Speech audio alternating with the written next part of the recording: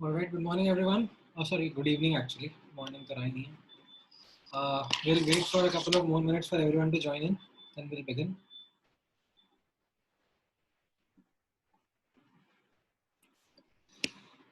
Yes, hi, good evening. Good evening, Rugved. Good evening, Shivank.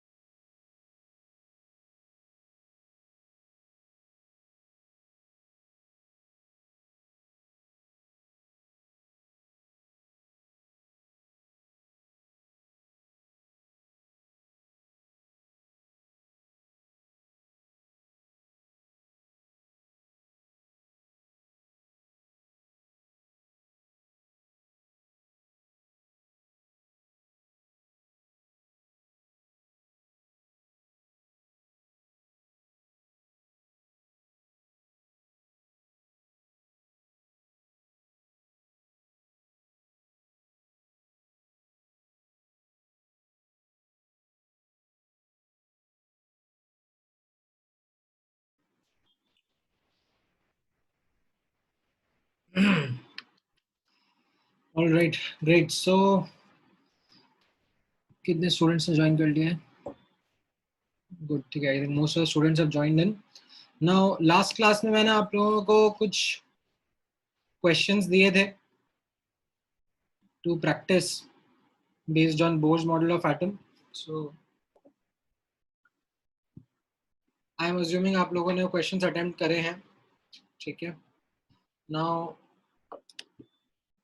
कुछ common doubts होंगे उसमें, सो priority questions मैं discuss कर लेता हूं आपके साथ में. स्टार्टिंग के क्वेश्चंस तो इजी रहे होंगे, मैं थोड़ा एंड से डिस्कशन स्टार्ट करता हूं.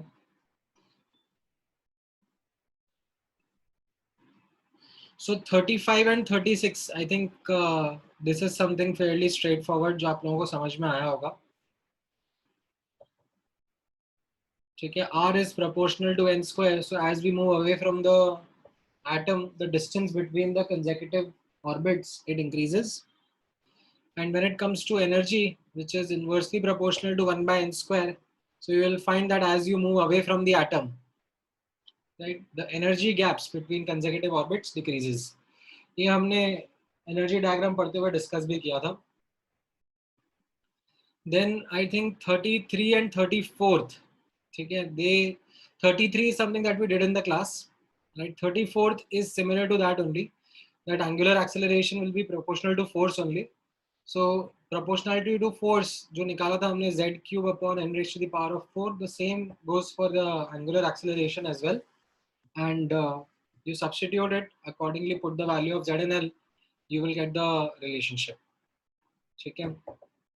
32 में आई थिंक आप लोगों को डाउट रहा होगा. Those who would have attempted 32, maybe they would have not got the answer right. But right, आप लोगों को जैसा मैंने बताया था दैट 32, ये हम लोग थोड़ा सा एटॉमिक स्पेक्ट्रम आज पढ़ लेंगे ना, उसके बाद मैं डिस्कस करता हूँ. There is a concept involve in 30-second question which I discuss today. आप लोगों ने कर लिया होगा तो वो अच्छी बात है, बट उसके पीछे कुछ extra points हैं which I would want to also highlight. So let me teach atomic spectrum first and then I will talk about it. Then 31, 30 तो हमने क्लास में करा था. 31 is also on the same lines where kinetic energy का ratio लेना है. Just एक छोटा सा twist था in the question in the end, in the 31st question, that total energy जो है वो minus of kinetic energy होता है. So you add a negative sign to what you got as the kinetic energy का answer. ठीक है. Then 29th question, yeah, 29th question is also a good question जिसमें कई बार students का doubt रहता है. So 29th question में angular momentum का proportionality बताया था with MVR. ठीक है. Now angular momentum का formula ये MVR आपके सामने है, but इसमें if I use this formula, ठीक है, ये formula में use करके if I comment this, then it is absolutely incorrect. Why? Because when I say L is proportional to V, then M and R should be constant. ठीक है. Mass of electron तो constant रहेगा, but R constant नहीं रहेगा. ठीक है. R is not a constant. ठीक है. Similarly,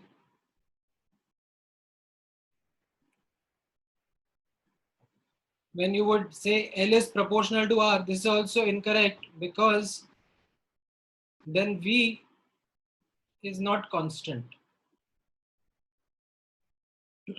So you can't use this. This will be incorrect.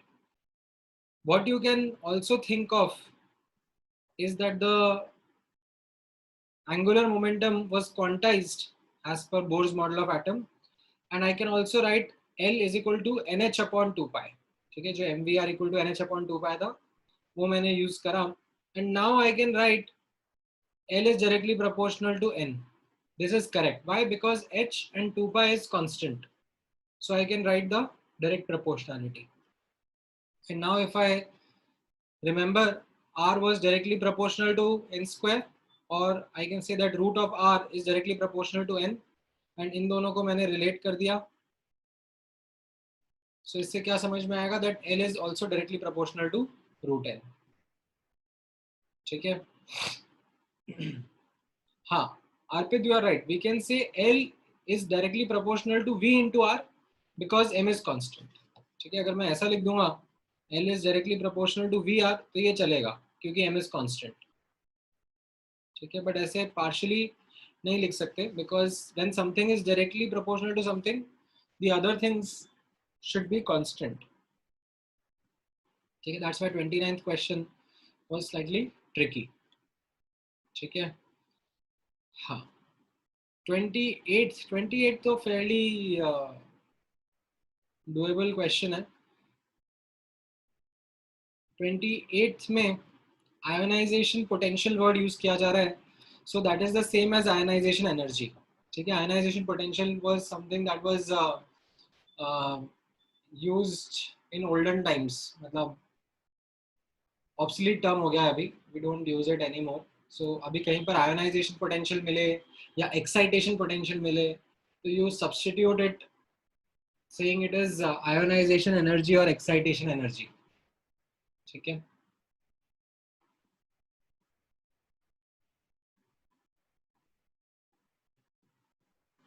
सो यहाँ पर ग्राउंड स्टेट का आयोनाइजेशन एनर्जी बोला जा रहा है. सो ग्राउंड स्टेट का आयोनाइजेशन एनर्जी मतलब n इक्वल टू 1 से n इक्वल टू इन्फिनिटी लेके जाना है.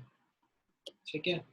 एंड अगर excited state, first excited state का आयोनाइजेशन एनर्जी बोला जा रहा है मतलब उस excited state which is n equal to 2 से we will have to take the electron to n equal to infinity.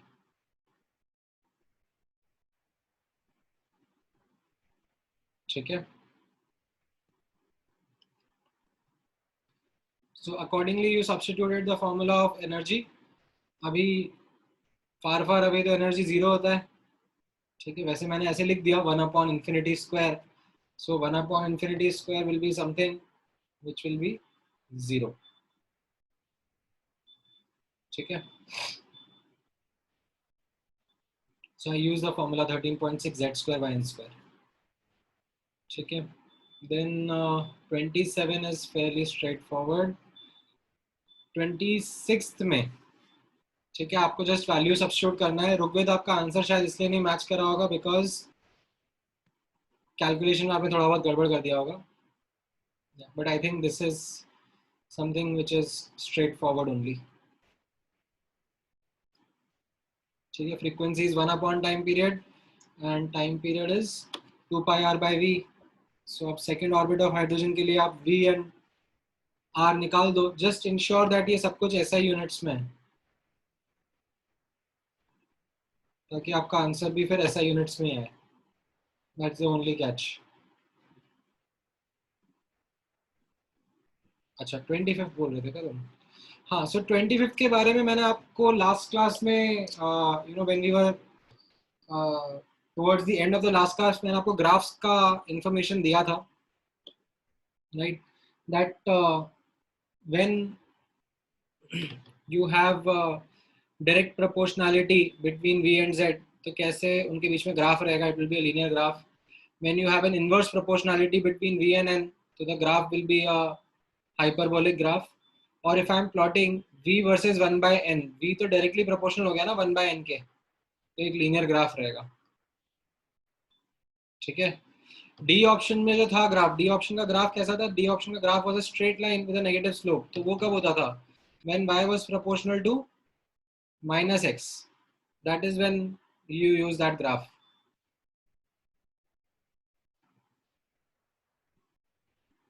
ठीक है. तो यहाँ पर वैसा रिलेशनशिप है ही नहीं.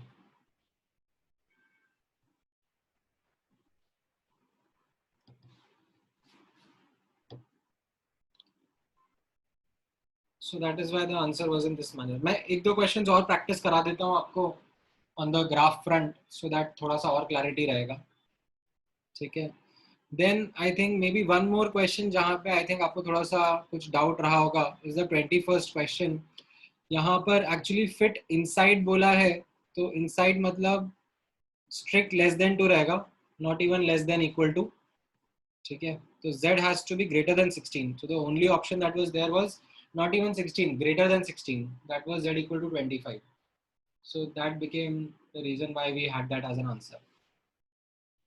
ठीक है.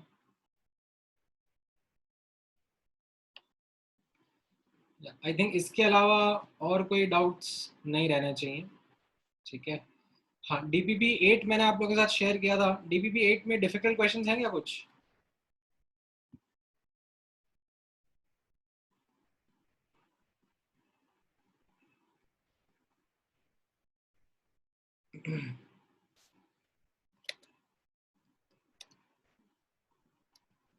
कौन सा?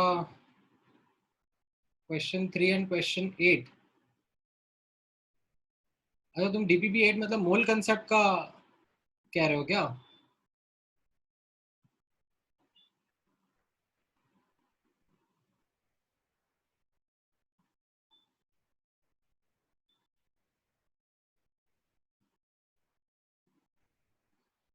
हाँ. DPP 13 भेजा था ना मैंने एटॉमिक स्ट्रक्चर का.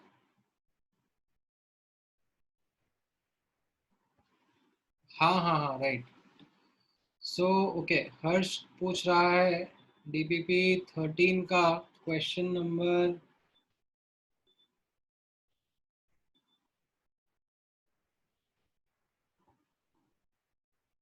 3 का ए.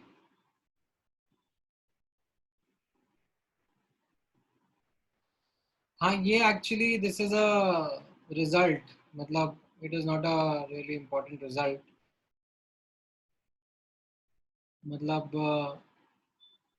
एक एम्पेरिकल रिजल्ट बोलते हैं इसको. इट इज समथिंग जहां पर रेडियस जो होता है,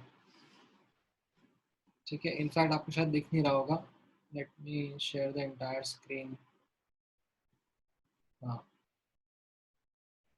सो ये थर्ड क्वेश्चन का एक पार्ट जो है, इसमें कैसा रहता है that volume is or you can say the radius of nucleus is proportional to a raised to the power of 1 by 3, ठीक है। इसमें मैं यहीं पे एक बार ऐसे लिख देता हूँ, radius is proportional to the atomic number raised to the power of 1 by 3, so r cube is directly proportional to a and volume will be then directly proportional to a, your atomic number। इस तरीके से ये एक empirical result है, ठीक है, ऐसा कुछ खास यूज नहीं आता है कहीं पे। हाँ हाँ, सो n का वैल्यू 1 हो जाएगा, ठीक है, because we will assume the nucleus to be spherical in nature। ये रदरफोर्ड के मॉडल से आता है हर्ष, वो मतलब ऐसे वो प्रिडिक्ट करते हैं ना कि out of the total alpha particles क्या फ्रैक्शन जो है वो मतलब लार्ज एंगल से डिफ्लेक्ट हो रहा है एंड क्या प्रोपोर्शन है जो कि स्ट्रेट फॉरवर्ड जा रहा है, तो उससे दे गेट एन आइडिया कि कितना एटम खाली है और कितना पोर्शन या कितना फ्रैक्शन उसका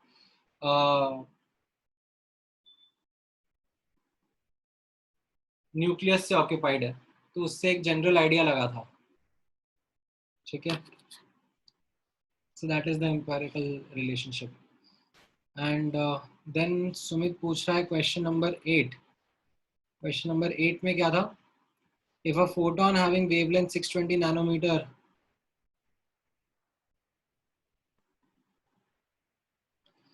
हाँ, तो this is something similar to that question जो हम लोगों ने छोड़ दिया था, if you remember. Let me talk about that question. याद हो तो एक एफडीएस में क्वेश्चन था जो आयोडीन एटम वाला था, इफ यू रिमेम्बर। मैंने आपको बोला था कि मैं फोटो इलेक्ट्रिक इफेक्ट पढ़ाने के बाद बताऊंगा, right, this was that question, FDS का फोर्थ क्वेश्चन। तो उसी लाइंस पर ये वाला क्वेश्चन भी है, दैट फोटोन स्ट्राइक कर रहा है, बॉन्ड ब्रेक होगा, तो जो एनर्जी ऑफ फोटोन है that will be used in the following ways, one to break the bond and the other or the remaining energy will be imparted as kinetic energy to the two atoms that will be there after breaking the bond। So one photon, one bond and two atoms को kinetic energy provide करा जा रहा है यहाँ पर, ठीक है।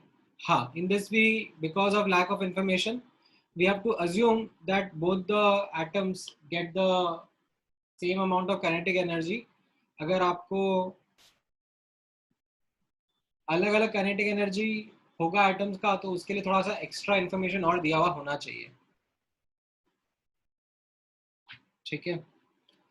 सो in this 8th question यहाँ पर आप देखोगे कि फोटोन की एनर्जी आपको पता पड़ गई क्योंकि उसका वेवलेंथ दिया हुआ है, ठीक है, एंड बॉन्ड एनर्जी यहाँ पर किलो जूल पर मोल में है। तो यहाँ पर भी एक्चुअली जो बॉन्ड एनर्जी थी वो ऐसे किलो जूल पर मोल में है, तो उस किलो जूल पर मोल को आप एक्चुअली ब्रेक डाउन करो पर बॉन्ड, तो किलो जूल को पहले जूल में निकालो और फिर पर मोल को पर बॉन्ड के टर्म्स में निकालो, तो आपको ये at an individual bond level कितना एनर्जी लगेगा वो मिल जाएगा, ठीक है।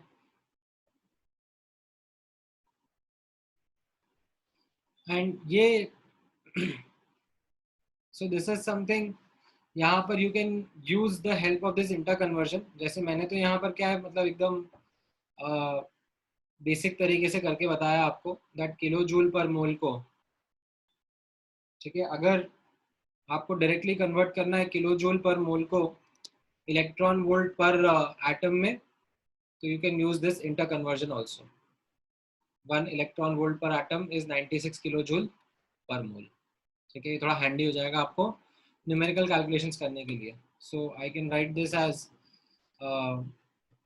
यहाँ पर दिस इज 240 अब ये किलो जूल पर मोल है, सो इंटू 1/96 इलेक्ट्रॉन वोल्ट पर एटम। ठीक है, अगर आपको ईवी में कैलकुलेशन करना होगा तो आप ऐसे भी कर सकते हो। ठीक है, मैंने थोड़ा जूल्स में कैलकुलेशन रखा, so that should also work for you. ठीक है, समझ में आया सुमित?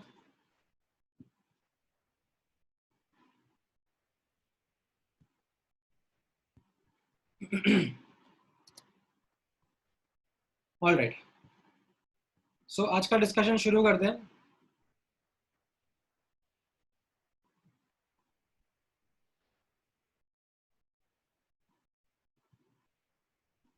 नहीं, नाइन्थ नहीं बताऊंगा मैं ऋग्वेद, नाइन्थ आना चाहिए। This is quite similar to the class example that we have done. No can do, ninth वाला आप करो खुद से। हर्ष कौन सा कह रहे हो? ये एट्थ वाला ही, एट्थ वाला मैंने एक्सप्लेन किया ना। थोड़ा फास्ट चला गया क्या तुम्हारे लिए?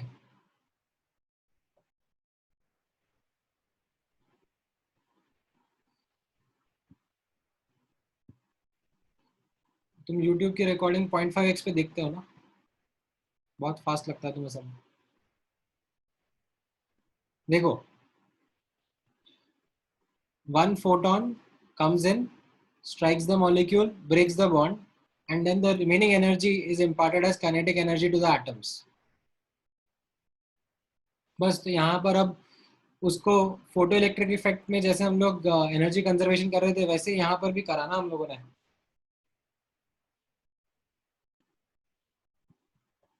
अब इसमें कहाँ पे अटक गए बताओ? ये इक्वेशन तो समझ में आ गई होगी।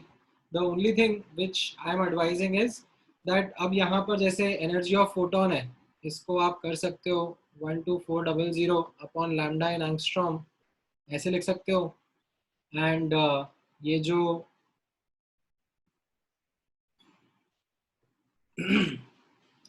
बॉन्ड ब्रेक करने की एनर्जी है उसको इलेक्ट्रॉन वोल्ट पर एटम में लिख देना। ठीक है, और you can say electron volt पर बॉन्ड, पर एटम भी चलेगा या पर बॉन्ड भी चलेगा। ठीक है, क्योंकि यहाँ पर डेटा जो है वो तो किलो जूल पर मोल में दिया हुआ है, तो उसको आप एक इंडिविजुअल बॉन्ड के लेवल पर या एक इंडिविजुअल एटम के लेवल पर भी लिख सकते हो। ठीक है। हाँ एग्जैक्टली, वही तो डीपीपी में सोल्यूशन है ना नीचे। तुम लोग मेरा टाइम डबल डबल बार यूज कर रहे हो। चलो आज का डिस्कशन स्टार्ट करने दो, बहुत एक्सटेंड कर लिया तुम लोगों ने doubt discussion. All right, so let's start today's discussion with the next topic in mind. So last class में मैंने आप लोगों को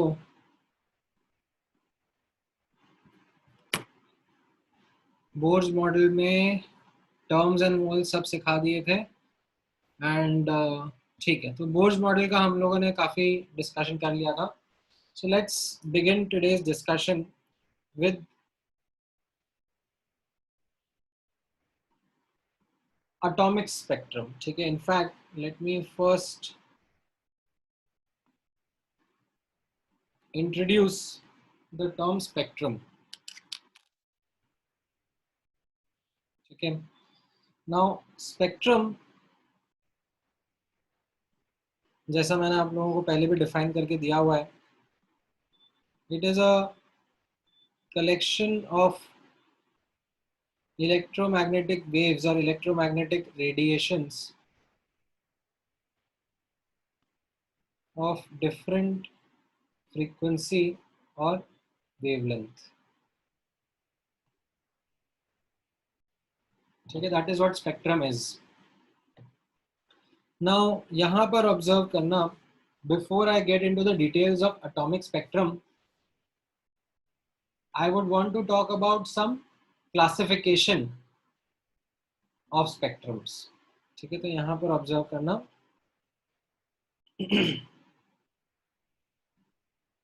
based on origin we classify spectrum as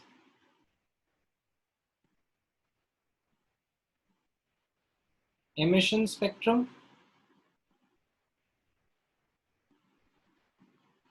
or absorption spectrum.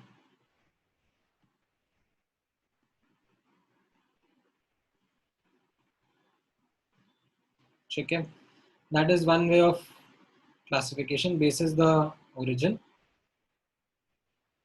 Now, the differentiation would be pretty simple to understand. Emission spectrum will be the radiations that are emitted by an object. Okay. Absorption spectrum will be the radiations that are absorbed by an object.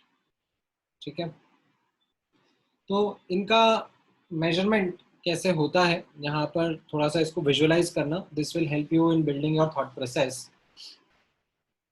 So if I talk about emission spectrum,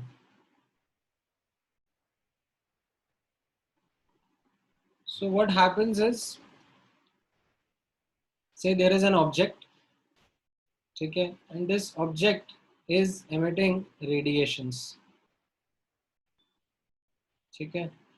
Now these radiations are made to pass through prism. Okay. Now what it does is that when these radiation pass through the prism,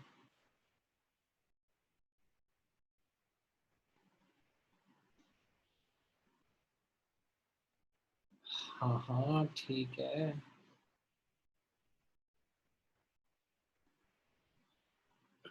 so when these radiations, these emitted radiations, they are made to pass through prism. So what prism does is it breaks down that radiation into its different components. How? So what happens is that because of the property of refraction, okay, and the angle at which the refraction happens, radiations of different wavelength have different angles of refraction. ठीक है, तो ये मैं एक piece of information आपको बता रहा हूँ, that angle of refraction, ठीक है, it is if I correctly remember, inversely proportional to lambda raised to the power of 4. ठीक है, मुझे याद नहीं आ रहा एग्जैक्टली, ठीक है, वैसे काम का नहीं है, but in fact let me actually not make it complicated for you, otherwise आप लोग इसको भी याद करने लग जाओगे. याद नहीं करना है इसको. I would just say that the angle of refraction depends on wavelength. ठीक है, so different wavelength के light, they refract at different angles. ठीक है, एंड यहाँ पर आपका एक स्क्रीन रहेगा to help see these different wavelengths. Now as a common example that you would have seen in your day-to-day life is that when you have the sunlight incident on a prism, then what happens is that you see that the sunlight gets broken down into its component of different colors, right? ये आपने observe किया होगा. तो हम लोग क्या देख रहे थे, सन का एमिशन स्पेक्ट्रम, कि सन ने जो रेडिएशन एमिट करी है उनको हम लोग प्रिज्म के थ्रू पास करेंगे और प्रिज्म के सामने एक स्क्रीन या एक पेपर रख देंगे, तो उस पे you will see the rainbow, the different colours. So what prism did was different wavelength की लाइट्स का different एंगल पर रिफ्रैक्शन हुआ, and then on the screen they were projected at different positions. ठीक है, so visible लाइट जो रहेगी वो तो हमें अपनी आंखों से दिख जाएगी, बट जो दूसरे रेडिएशंस हैं, यूवी रेज या इंफ्रारेड रेज, उनको फिर डिटेक्ट करने के लिए हमें स्पेशलाइज्ड डिटेक्टर्स लगेंगे। मतलब वो हम आंखों से देख नहीं पाएंगे, but we can still observe them using certain other detectors. तो ये एमिशन स्पेक्ट्रम हो गया, ठीक है। So this is how emission spectrum is noted. वैसे ही अब्जॉर्प्शन स्पेक्ट्रम भी देख लेना एक बार के लिए। अब्जॉर्प्शन स्पेक्ट्रम कैसे एक्सपेरिमेंटली नोट किया जाता है या देखा जाता है, तो यहाँ पर आप ऑब्जर्व करना। What we do is we pass white light, ठीक है। White light is collection of all frequency या ऑल वेवलेंथ, ठीक है।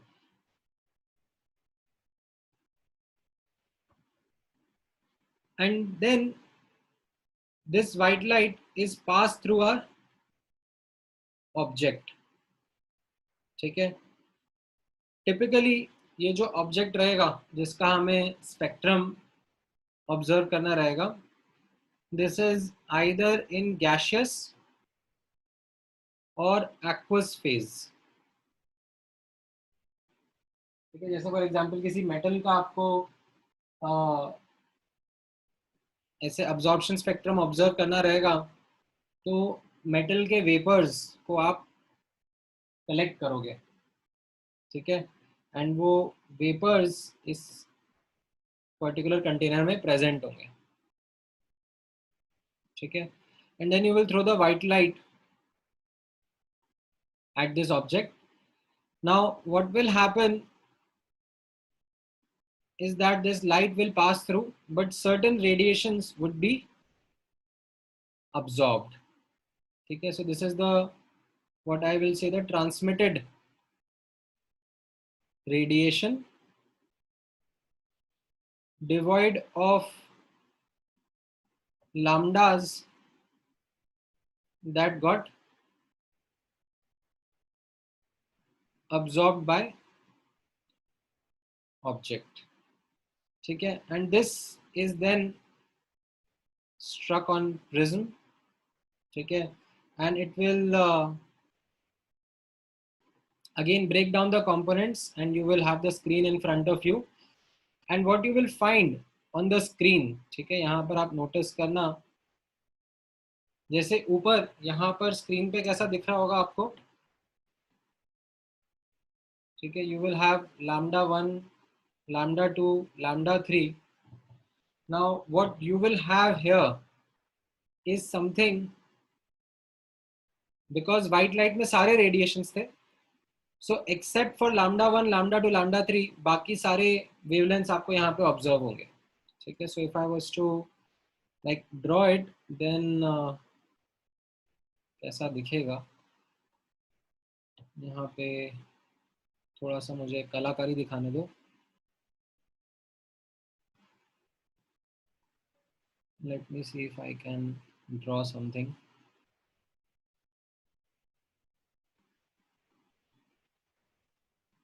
इसमें ऐसे लाइन कलर ही होता है क्या?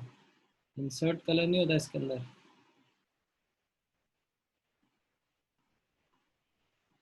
नहीं, आई थॉट इसमें फिल कलर हो जाएगा। चलो हम लोग हमारा हाइलाइटर यूज करेंगे।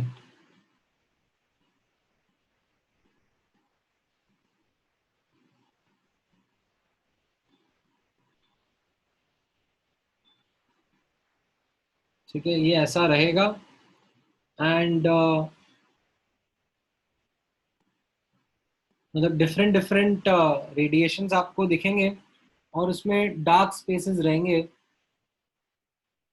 लैम्डा 1, लैम्डा 2, लैम्डा 3 के, ठीक है। These will be the missing wavelengths, बाकी आपको मिल जाएंगी, क्योंकि lambda 1, lambda 2, lambda 3 got absorbed. ठीक है, so what we say is, यहाँ पर notice करना, यहाँ पर एक important statement कई बार use करा जाता है, ठीक है, and वो statement का language let me actually take from the booklet itself. ठीक है, statement का language आप लोग notice करना. The language comes in the following manner.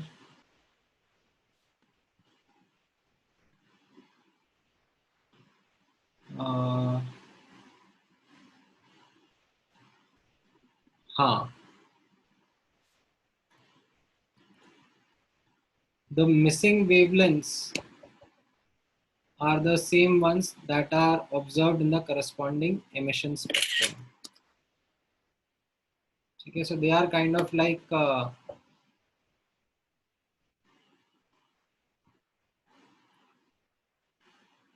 complementary of each other. The emission spectrum and absorption spectrum. In fact, let me not use the line.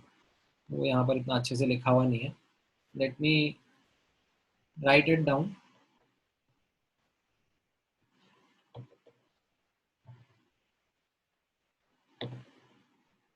For an object,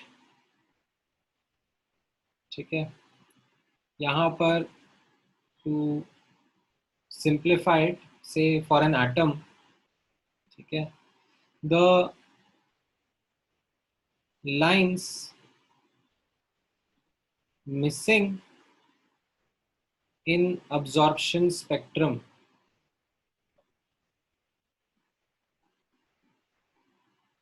are the same as the ones observed in emission spectrum.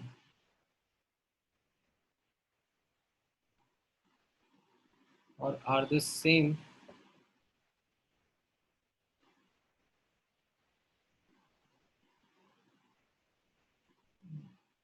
the lines missing in absorption spectrum are the same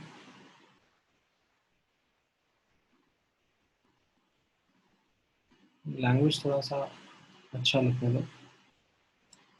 For an object, the lines missing in the absorption spectrum are the same as the lines observed in emission spectrum. ठीक है, ऐसा क्यों होगा? Why will this be the case? Because यहाँ पर आपको boards model मैंने बता दिया है, तो बोर्ड्स मॉडल से आपको समझ में आएगा that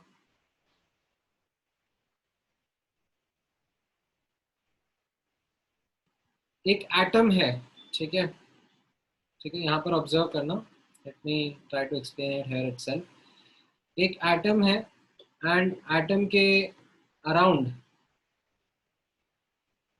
ठीक है, इलेक्ट्रॉन प्रेजेंट हो सकता है in particular energy levels E1, E2, E3 and so on so fourth.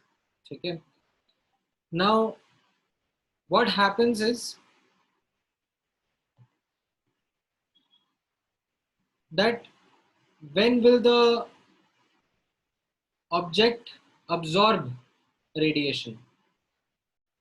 The object will absorb radiation, ठीक है, when the electron can get excited either to the higher energy orbits or can come out of the atom. ठीक है, otherwise the electron will not absorb the radiation. Okay, so let me put it in words. यहाँ पर let me put it in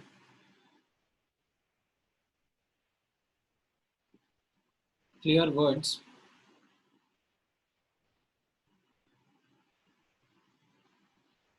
In an atom, ठीक है, electron would only absorb frequency or wavelength that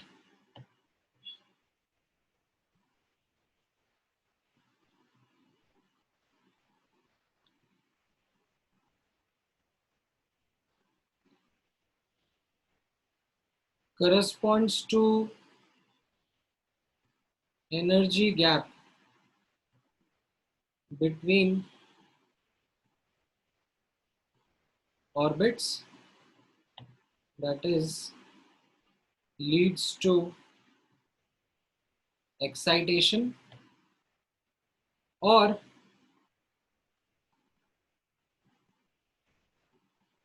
leads to ionization. ठीक है, ejection of electron out of atom. ठीक है, otherwise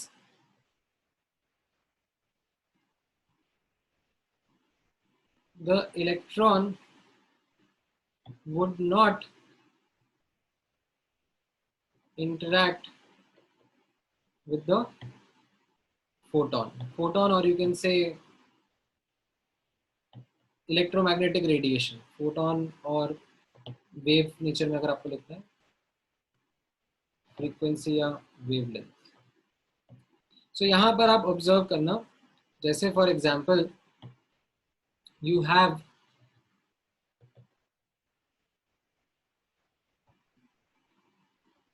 hydrogen atom in ground state, ठीक है, and आपको hydrogen के एनर्जी लेवल्स पता है, ठीक है, आपको आपने बोर्ड मॉडल से कैलकुलेट कर रखे हैं, ठीक है, E1 is minus 13.6 eV, E2 is minus 3.4 eV, E3 is minus 1.5 eV, E4 is minus 0. कितना होता था, 0.85 होता था ना eV, and so on so fourth. ठीक है, ये हाइड्रोजन एटम का एनर्जी लेवल्स आपको पता है। तो अभी यहाँ पर ग्राउंड स्टेट में इलेक्ट्रॉन प्रेजेंट है, ठीक है। नाउ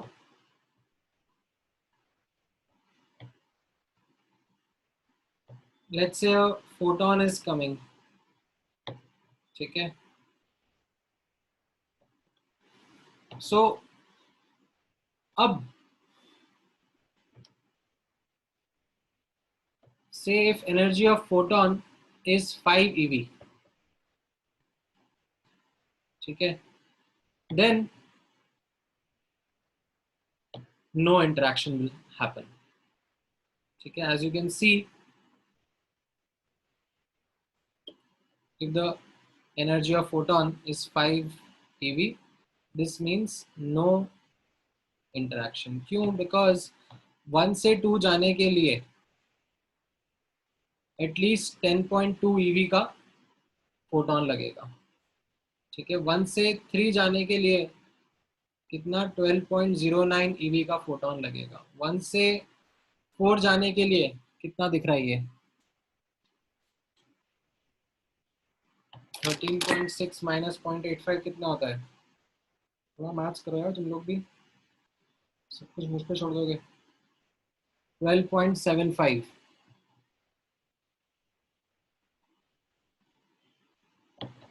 सो अगर इतना ही एनर्जी का फोटोन रहेगा तो ही हमारा इलेक्ट्रॉन उसके साथ इंटरैक्ट करेगा। सो अगर 5 eV का आपने फोटोन स्ट्राइक कर दिया, ठीक है, तो there will be no interaction,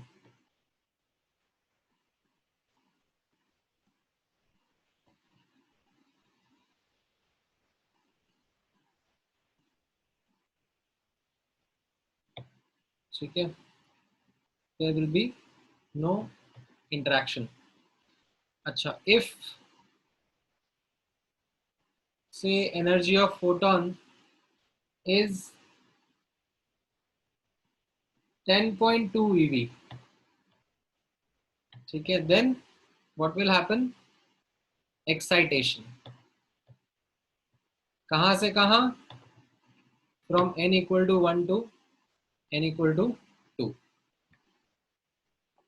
ठीक है, ये फोटोन को अब्सॉर्ब करके हमारा इलेक्ट्रॉन एक्साइट हो जाएगा, ज्यादा देर नहीं रहेगा n equal to 2 में, ठीक है, because that is not the preferred state. An electron would always prefer to come back to a lower energy state. तो वो थोड़ी देर में डीएक्साइट भी हो जाएगा, वापस से n equal to 1 में आ जाएगा, but it will get excited first. ठीक है, अब यहाँ पर नोटिस करना, if energy of photon is 11 eV, तो आपके दिमाग में एक थॉट आ सकता है कि ठीक है, अब 11 eV का फोटोन आ रहा है तो उसमें से 10.2 eV यूज करके एक्साइट हो जाए और बचा हुआ उसकी काइनेटिक एनर्जी में चला जाएगा। ऐसा नहीं होगा, there will be no interaction, because the atom is not, the electron is still not free.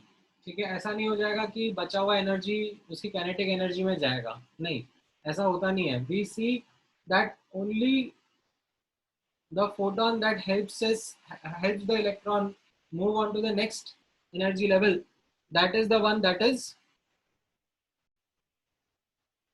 absorbed.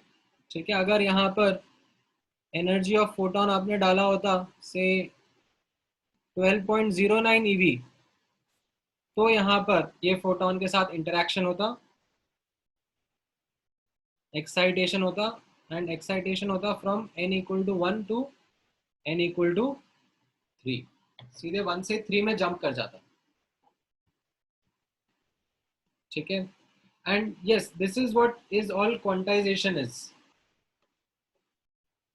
That atomic scale पर हमें समझ में आ रहा है कि भाई एनर्जी ऐसे रैंडमली एमिट या अब्सॉर्ब नहीं हो रही होती है, it is absorbed and emitted in discrete units only.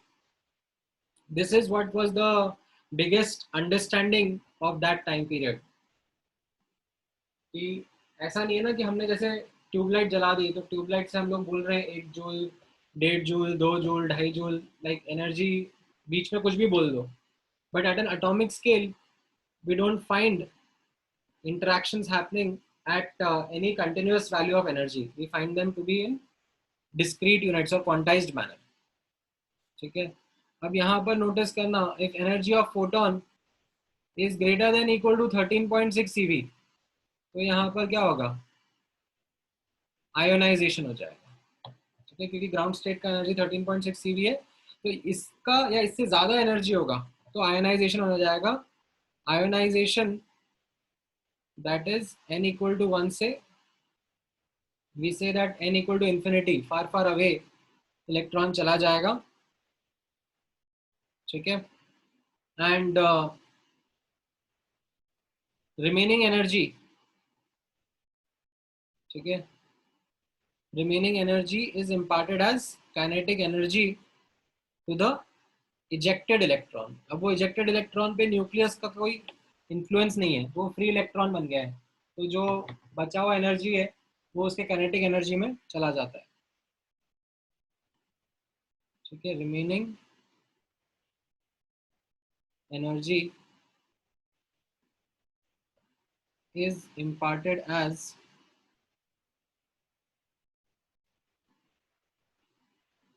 kinetic energy to ejected electron। ठीक है, तो आपको ये समझ में आया that what we are saying now, that जो वेवलेंथ अब्जॉर्प्शन स्पेक्ट्रम में मिसिंग होगी वही एमिशन स्पेक्ट्रम में ऑब्जर्व होंगी।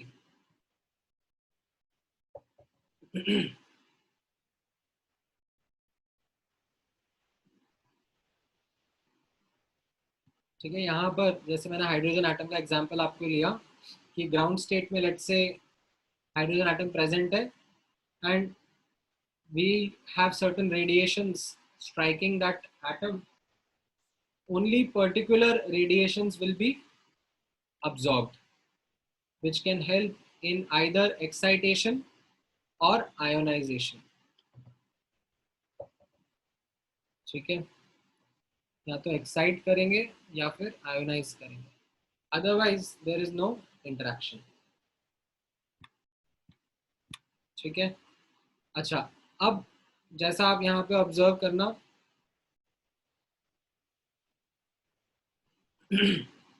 मैंने जैसा आपको बताया कि लेट्स से ये 10.2 EV वाला फोटोन अब्जॉर्ब हुआ.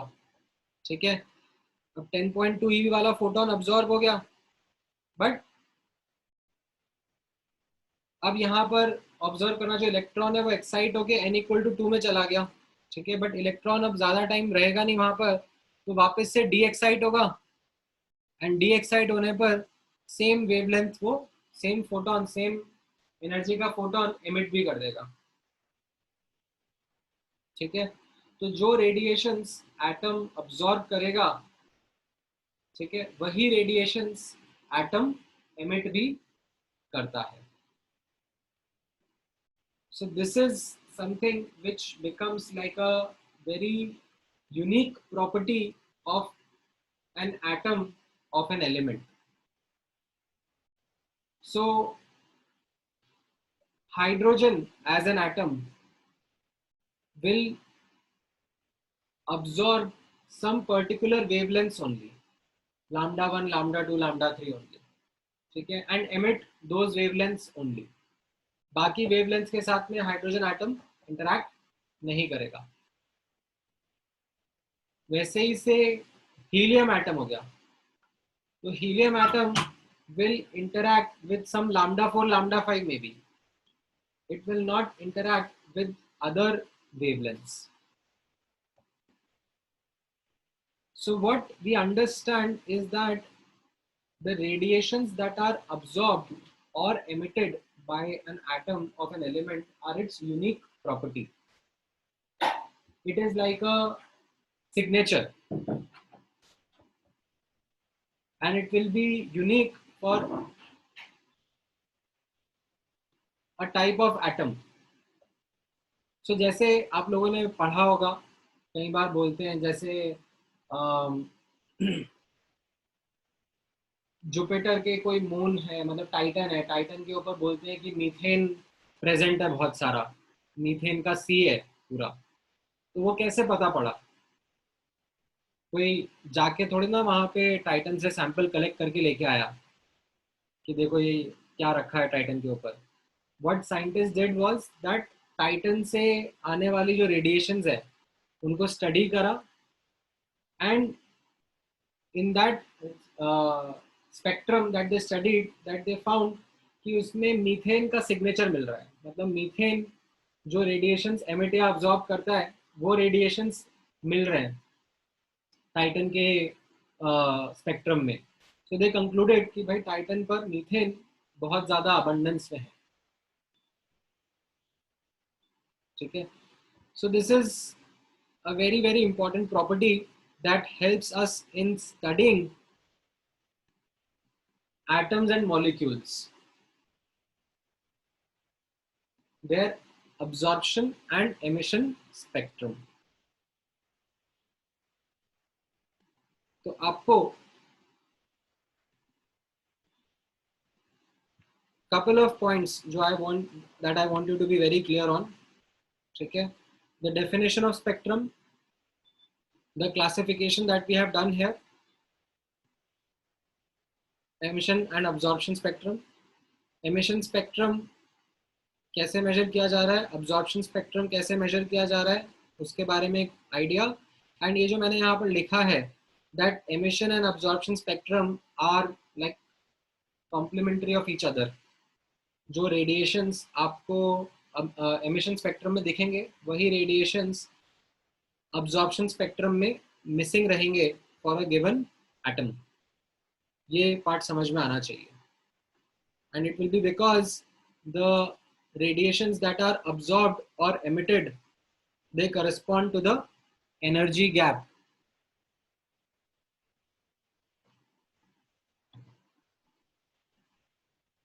between the orbits. ठीक है, सो जो रेडिएशंस अब्जॉर्ब होने में, जो एनर्जी के फोटॉन्स अब्जॉर्ब होंगे, वही एनर्जी के फोटॉन्स इमिट भी होंगे जब डी एक्साइटेशन होगा. ठीक है, is this clear with everyone? इसमें कुछ डाउट है तो पूछो.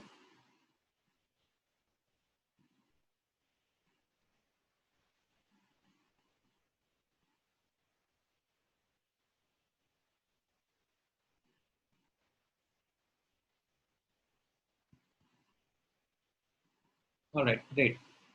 नाउ, अच्छा किसने कुछ डाला है? हाँ, कैसे पता चलता है कि एक्साइटेशन हुआ?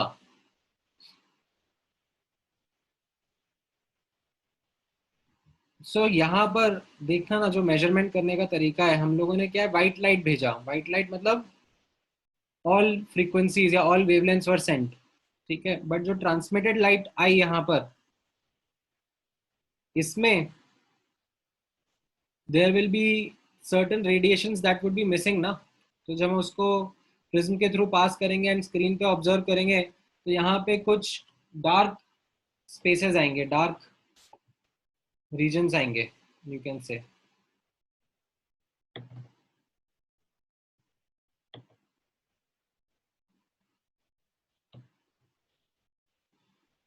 So they will be the missing wavelength.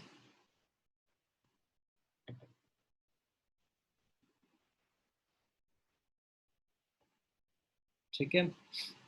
अच्छा, फिर हर्ष का डाउट है, if we apply 13.6 eV then the electron goes to infinity, so after some time it will return to its normal state from infinity. नहीं नहीं, एक बार ionise हो गया electron, then what we say is that it has left the atom, then it has become a free electron. So atom से ion बन गया और free electron बन गया. That free electron is now no more under the influence of the nucleus of atom. ठीक है.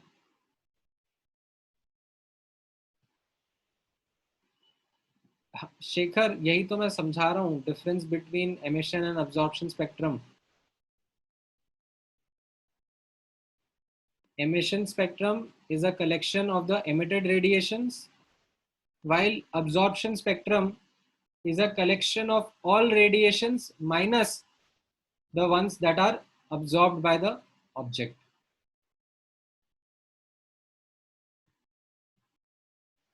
ठीक है.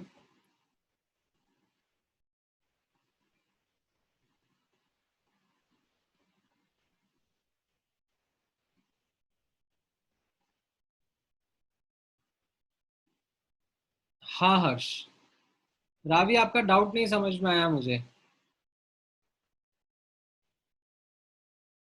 This absorption and emission spectrum is only seen when the electron is ionized. नहीं, ionized नहीं, when the electron is excited. Ionize कर दिया तो फिर आपने इलेक्ट्रॉन को एटम से बाहर ही भेज दिया. हमें एक्साइट करना है उसको to different energy levels such that it can de excite back also.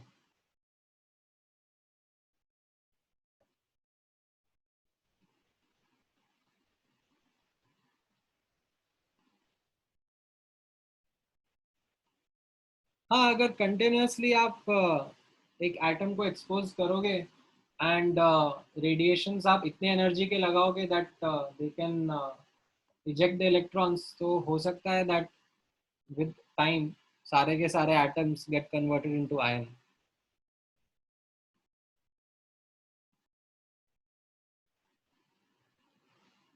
ठीक है.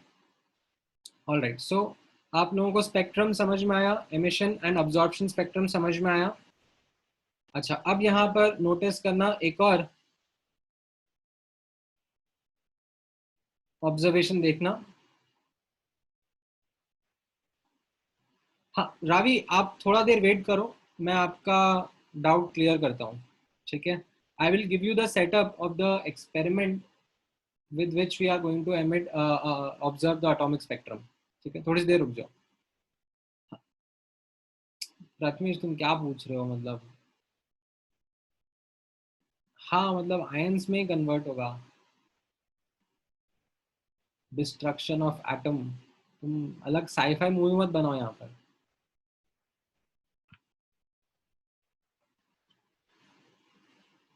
ऑलराइट, सो यहाँ पर अब नोटिस करना,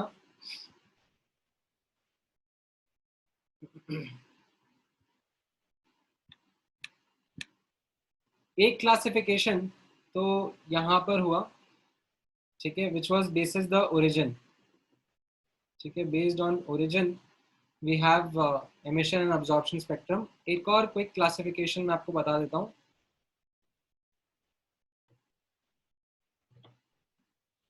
based on nature we can classify spectrum as continuous and discontinuous. ठीक है, कंटिन्यूस एंड डिसकंटिन्यूस को हम लोग डिस्क्रीट भी बोल सकते हैं। ठीक है, इनफैक्ट इसमें भी दो पार्ट होते हैं, there is line and there is band. ठीक है, सो कंटिन्यूस स्पेक्ट्रम क्या हो गया? कंटिन्यूस स्पेक्ट्रम में as the word says that there is no gap. मतलब जैसे सन है, sun is a black body. ठीक है, sun is a black body. This implies that जो सन का एमिशन स्पेक्ट्रम रहेगा वो कंटिन्यूस रहेगा। Emission spectrum of sun is a continuous spectrum.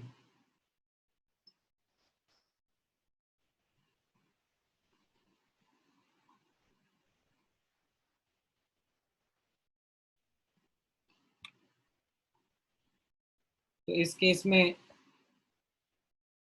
What we will see is that sun से emit होने वाली जो रेडिएशंस रहेंगी, ठीक है, इनको आप कलेक्ट करोगे एक प्रिज्म के थ्रू एंड प्रोजेक्ट करोगे एक स्क्रीन के ऊपर। So what you will find on that screen is like continuously एक के बाद एक कलर्स दिखते जाएंगे आपको। ठीक है, वायलेट दिखेगा,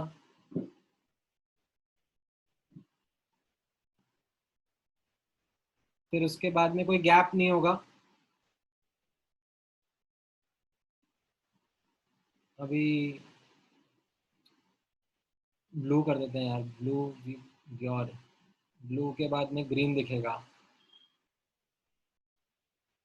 ठीक है,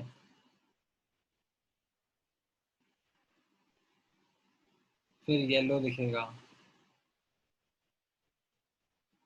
फिर आपको ऑरेंज दिखेगा। ठीक है, एंड देन रेड भी दिख जाएगा। So there will be no gap in between, मतलब कंटिन्यूस स्पेक्ट्रम दिखेगा।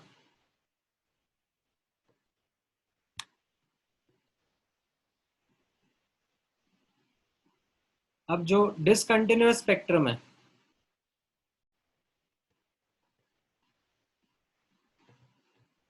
ठीक है,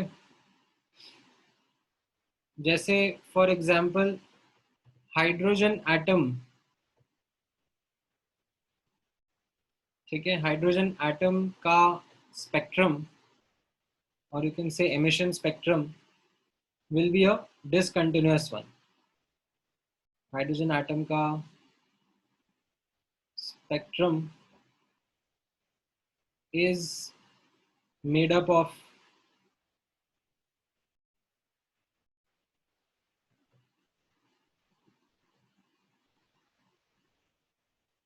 lines and bands। ठीक है, बैंड्स एक्चुअली क्या हो जाएंगे? क्लोजली स्पेस्ड लाइंस, जिनको हम लोग डिफरेंशिएट नहीं कर पा रहे।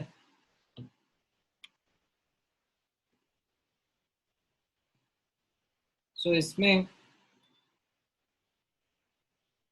जो सेटअप रहेगा लाइक वो that will be something of this nature कि एक ग्लास ट्यूब लिया, ठीक है, ग्लास ट्यूब के अंदर आपने हाइड्रोजन गैस फिल कर दिया, ठीक है, and you apply a very high potential difference across this glass tube,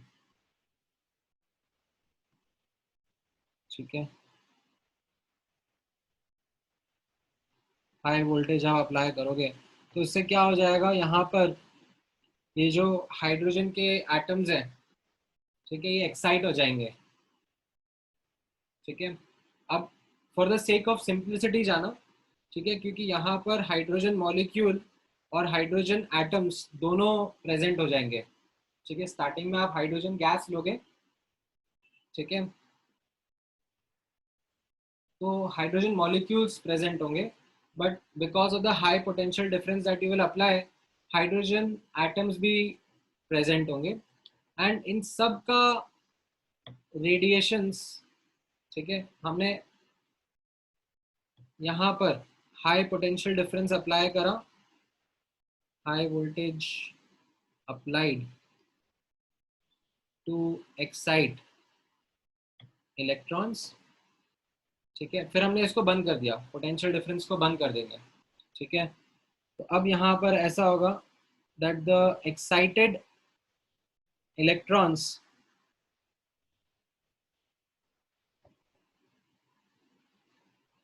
excited electrons return back to ground state by emitting radiations, ठीक है, एंड यही emitted radiations को हम एनालाइज करेंगे, ठीक है, थ्रू प्रिज्म, एंड यहाँ स्क्रीन के ऊपर प्रोजेक्ट करेंगे। तो ये जो स्क्रीन रहेगा, ठीक है, इस पे जो हमारा ऑब्जर्वेशन आएगा,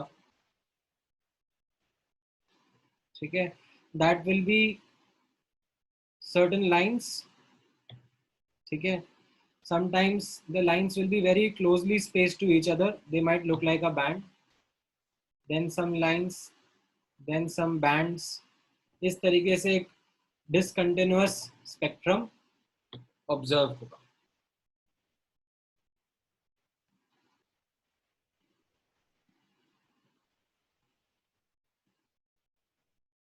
ये समझ में आया आपको? हम लोग जो स्टडी करने वाले हैं अभी के लिए in this particular subtopic is the atomic spectrum, that is what we are going to focus on, hydrogen का स्पेक्ट्रम, हाइड्रोजन एटम का स्पेक्ट्रम प्राइमरीली, ठीक है। इनफैक्ट हाइड्रोजन एटम और हाइड्रोजन मॉलिक्यूल इन दोनों का अलग अलग स्पेक्ट्रम होता है, ठीक है। तो जब एक्सपेरिमेंटली स्पेक्ट्रम ऑब्जर्व किया जाता है तो उसमें इन दोनों का मिलेगा, बट उसमें से हाइड्रोजन का कैसा होगा वो अलग से आइसोलेट करके थ्रू सम अदर टेक्निक्स कि that these lines correspond to hydrogen, these line corresponds to H2 molecule, वो सब चीज़ों को वो सब टेक्निक्स की डिटेल में मत जाना, ठीक है। अभी के लिए जस्ट इतना फोकस करो that somehow what we are observing is just hydrogen atom, ठीक है, नॉट मॉलिक्यूल, मॉलिक्यूल का अलग होता है स्पेक्ट्रम, ठीक है, हाइड्रोजन एटम का स्पेक्ट्रम ऑब्जर्व करेंगे, ठीक है। हाँ, आस्था का डाउट है that are these lines black or of some colour, so Astha depend करेगा ना कि कौन सा वेवलेंथ का लाइट लाइन है। अगर विजिबल रीजन में रहेगा तो you will C different different colours, जैसा आपने सनलाइट का देखा, ठीक है। अगर यूवी रेज में होगा या इंफ्रारेड रीजन में होगा तो वो आपको आंखों से नहीं दिखेगा, then you will have certain special detectors to detect those wavelengths, ठीक है। I will not be able to get in the semantics of it कि कैसे डिजाइन करा जाता है, how do we detect radiations of different different frequency और wavelength, that is an off topic thing, मतलब that is something which is more of experimental physics that you would explore if you get into the higher studies of doing this experiment by yourself, ठीक है। अभी के लिए अपने लिए अपन ऐसा बोल सकते हैं कि हाँ, there are some ways in which you can detect,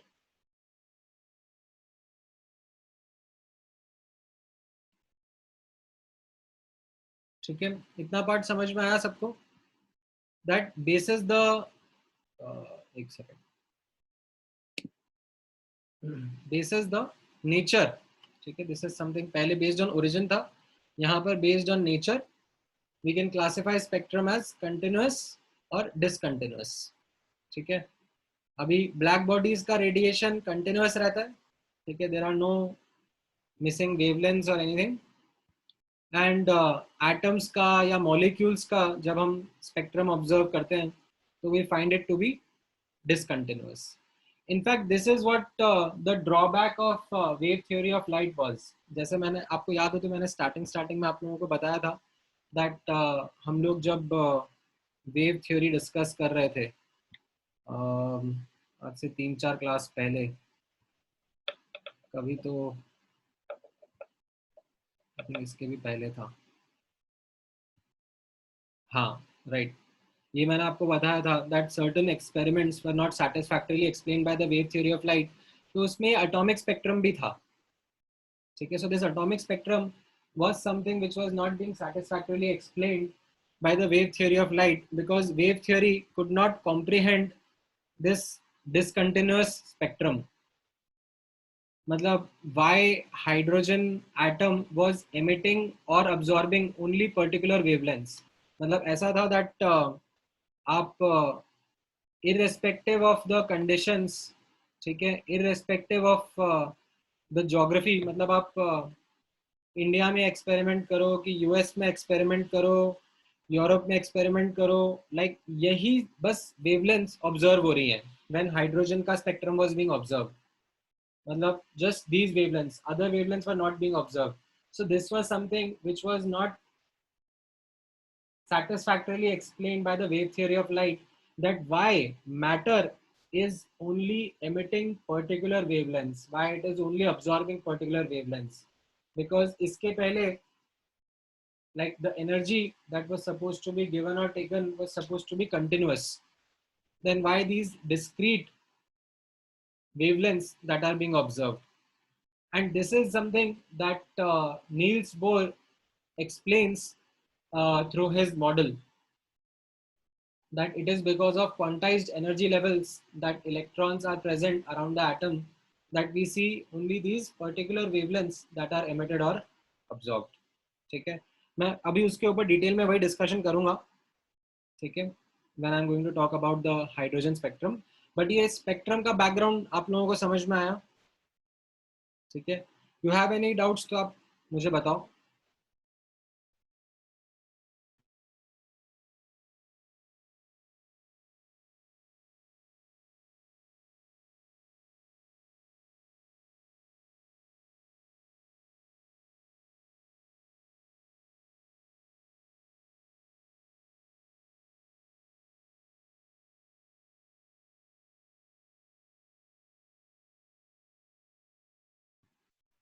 All right, so I think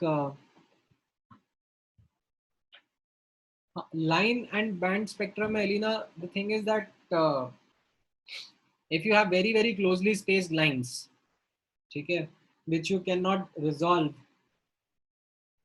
तो आप उसको, वो आपको बैंड की तरह दिखेगा। जैसे यहाँ पर आप ऑब्जर्व करना, जैसे मैंने यहाँ पर आपको बताया, हम लोग ये ऑब्जर्व कर रहे थे, अब आप नोटिस कर रहे हो दैट 1 से 2 जाने में 10.2 ईवी लगा, बट 1 से 3 जाने में 12.09 ईवी लगा, एंड 1 से 4 जाने में 12.75 ईवी लगा। तो the energy required to fifth orbit जाने में लगेगा तो वो 12.7 के 75 के और पास आ जाएगा। ठीक है, 1 से 6 जाने का, 1 से 5 जाने का जो एनर्जी रहेगा वो काफी, उनके बीच का डिफरेंस काफी कम होता जाएगा। 1 से 7 जाना है तो जो 1 से 6 में एनर्जी रिक्वायर्ड होगा और 1 से 7 में एनर्जी रिक्वायर्ड होगा, वो क्या होगा, वो ऑलमोस्ट काफी पास आने लगेगा। तो जो इनके वेवलेंथ्स होंगे they will be very closely spaced. ठीक है, and these closely spaced lines they appear to be like band only, तो इनको हम लोग बैंड स्पेक्ट्रम भी बोल देते हैं।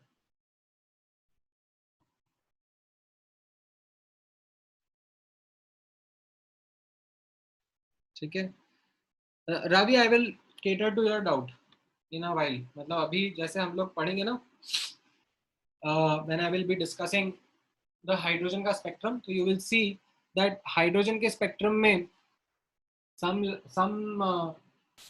radiations will belong to UV region, some will belong to visible region, and some will belong to infrared region.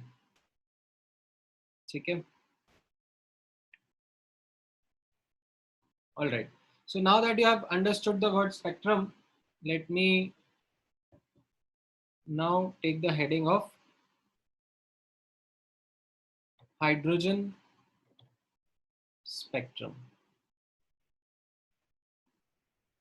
ठीक है. So यहाँ पर आप observe करना,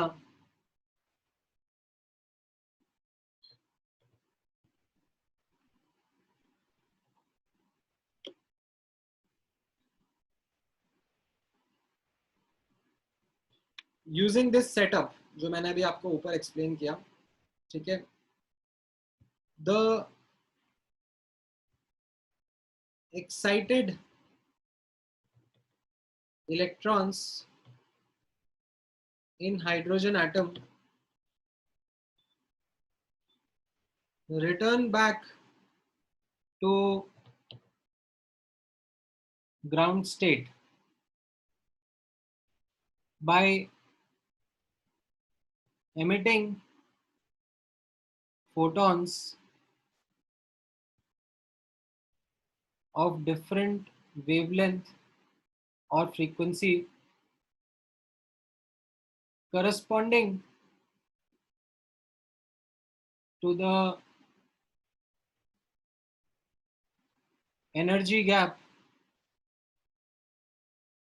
between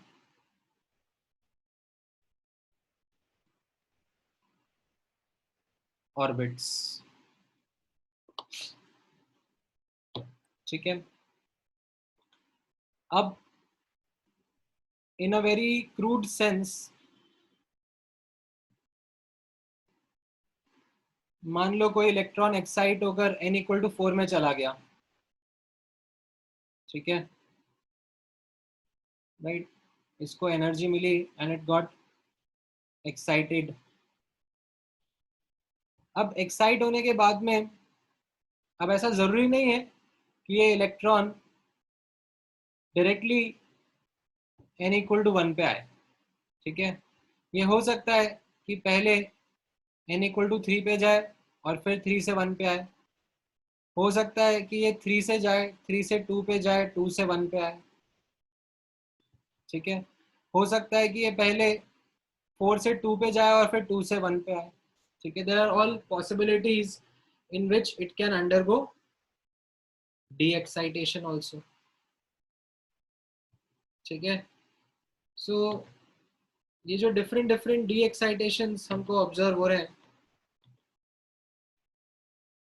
ठीक है, let me write them. These are D excitations. They will correspond to different wavelengths or different frequencies. ठीक है. So let's study them in a more structured manner.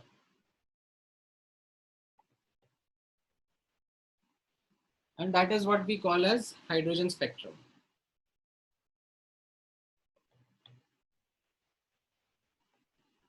So what I would say here is that a structured study of these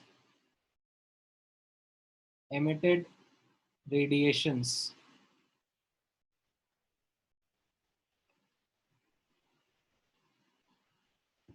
is called hydrogen spectrum. ठीक है, ये तो अब हम बोल सकते हैं, जब डिस्कवर हो रहे थे तब ऐसा सीन नहीं था, क्योंकि उस टाइम पर पहले तो क्या है, जो ह्यूमन आई को विजिबल थे वो रेडिएशन से दिखे, फिर धीरे धीरे डिफरेंट टेक्निक्स डेवलप हुई, तो लोगों को पता पड़ा कि अरे इसमें से तो यूवी रेडिएशंस भी आ रहे हैं या इसमें से इंफ्रा रेडिएशंस भी आ रहे हैं। तो धीरे धीरे ये पिक्चर कंप्लीट होती गई that what are the different types of radiations that are being emitted by hydrogen spectrum। But अब हम लोग जो पढ़ रहे हैं वो एक पूरा फाइनल अंडरस्टैंडिंग पढ़ रहे हैं, and that final understanding is something that we are putting a structure to. ठीक है, व्हाट इज दैट स्ट्रक्चर, यहाँ पे ऑब्जर्व करना। सो लेट मी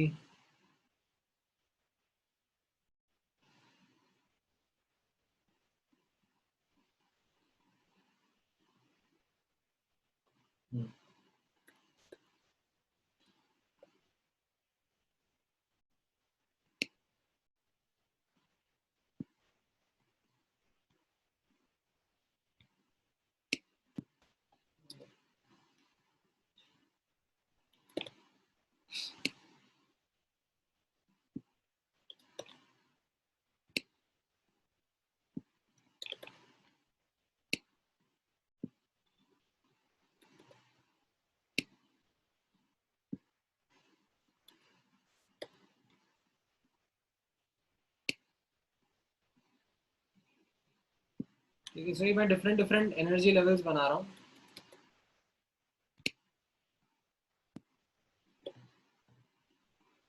से this is n equal to 1, n equal to 2, n equal to 3, n equal to 4, 5, 6, 7, and so this is n equal to infinity।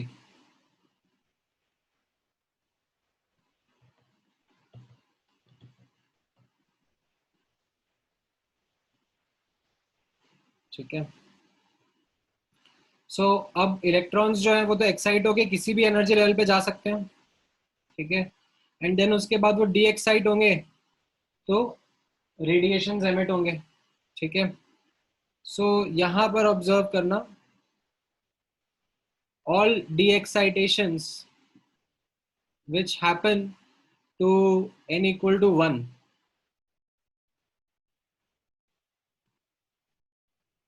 ठीक है, all D excitations that happen to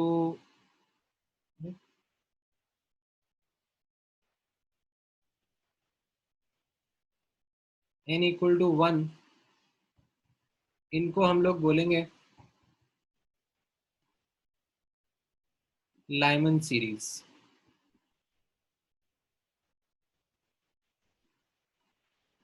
ठीक है, हम लोग इनको segregate कर देंगे बेसिकली।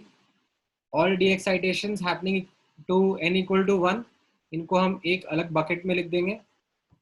ठीक है, all the excitations happening to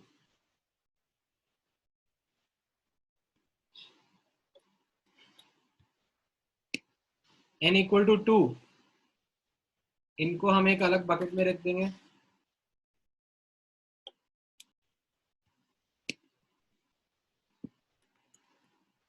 all the excitations happening to n equal to 3, ठीक है, इनको हम एक अलग बकेट में लिख देंगे, and so on so forth. So एक स्ट्रक्चर्ड मैनर में हम लोग अब इसको स्टडी करने जा रहे हैं और उनका एक अलग अलग नाम देंगे।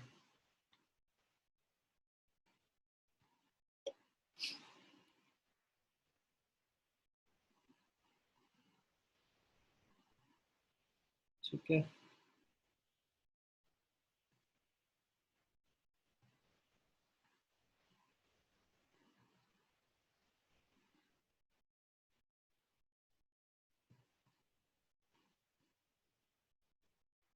ये जो ऑल n इक्वल टू 1 वाले आ रहे हैं, ठीक है, इसको हम लोग बोलेंगे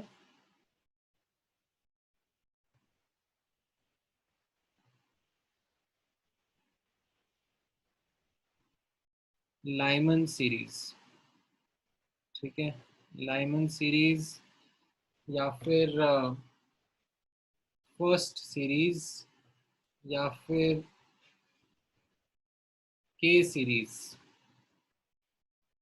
ठीक है, k as in because n equal to 1 को हम लोग k शेल भी बोलते हैं ना. ये जो n equal to 2 पे डी एक्साइटेशन होके आ रहे हैं, इनको हम लोग बोलते हैं बामर सीरीज. ठीक है, बामर सीरीज या फिर सेकेंड सीरीज, और you can give the name L series. ठीक है, and so on so fourth. ठीक है,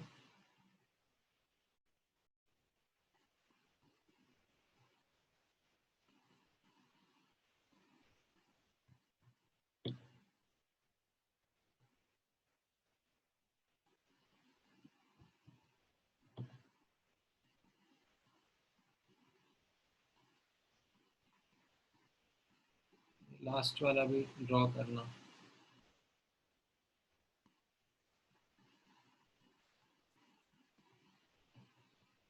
इसको ऐसे डैश डैश करके ड्रॉ कर देना.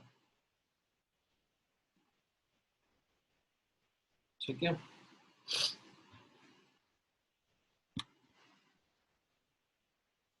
And so on so fourth. ठीक है, मैं अभी पूरा आगे का ड्रॉ नहीं कर रहा हूँ, मैं ये नेक्स्ट क्लास में ड्रॉ करके आपके लिए लिख दूंगा.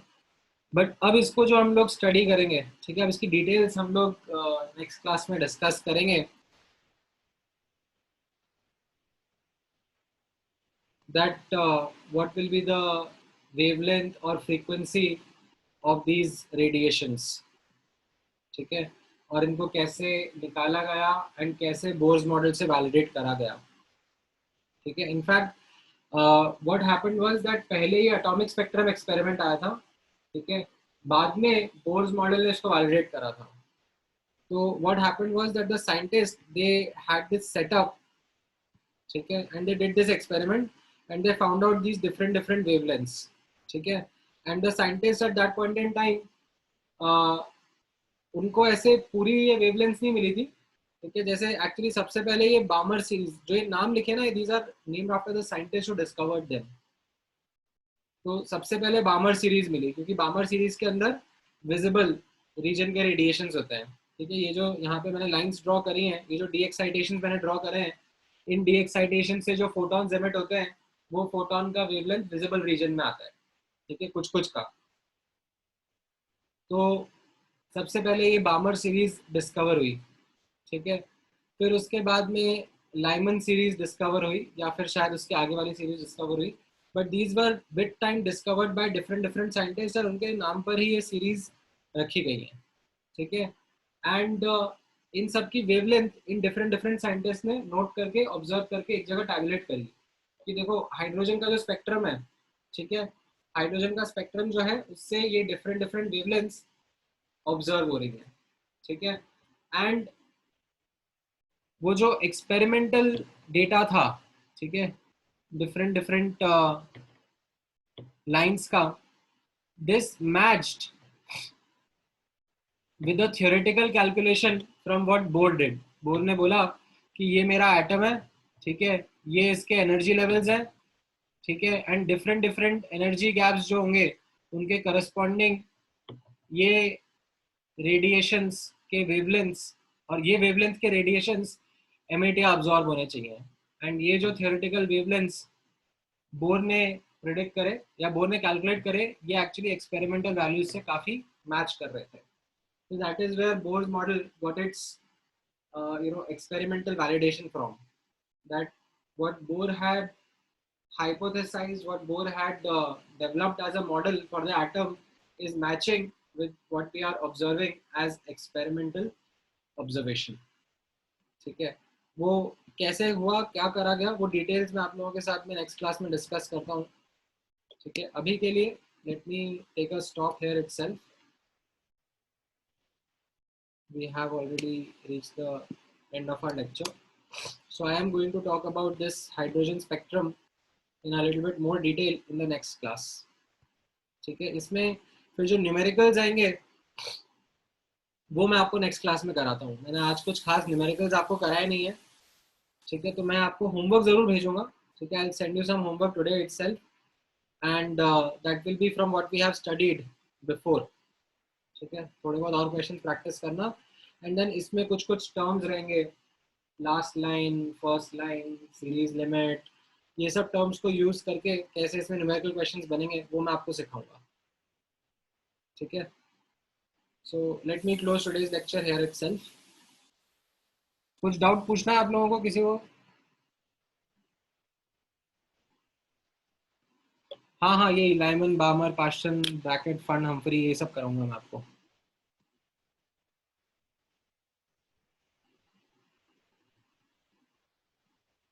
ऑल राइट, चलो, take care guys, see you tomorrow.